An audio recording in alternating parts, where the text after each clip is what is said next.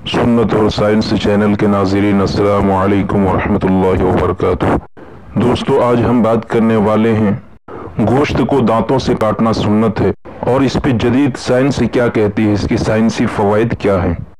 हज़रत अबू हुरैरा रज़ी अल्लाह तआला अन्हु फरमाते हैं कि हुज़ूर अक़दस सल्लल्लाहु तआला अलैहि वसल्लम की खिदमत में कहीं से गोश्त आया था। उसमें दस्त यानी बोंग, जो बकरी के दो सामने पांव होते हैं, उसका गोश्त। आप सल्लल्लाहु अलैहि वसल्लम को ये गोश्त पसंद भी था, सामने के गोश्त। हुज़ूर अक़दस सल्लल्लाहु तआला अलैहि वसल्लम ने इसको दांतों से काट कर तनाउल फरमाया, यानी छुरी वगैरह से नहीं काटा, दांतों से काट कर खाने की तरगीब भी हुज़ूर सल्लल्लाहु अलैहि वसल्लम ने फरमाई है। चुनांचे हदीस में आया है कि गोश्त को दांतों से काट कर खाया करो, क्योंकि उससे हजम भी खूब होता है और बदन को ज्यादा मुवाफिक पड़ता है।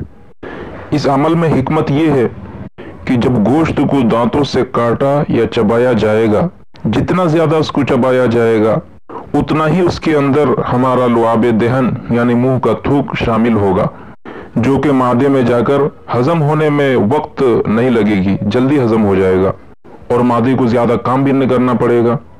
और अगर गोश्त को दांतों के दरमियान ज्यादा न चबाया जाए तो उसमें लुआब दहन यानी मुंह का थूक कम होगा, जो कि मादे के हजम में मुश्किल होगी, मादा उसको जल्दी से हजम नहीं कर सकता।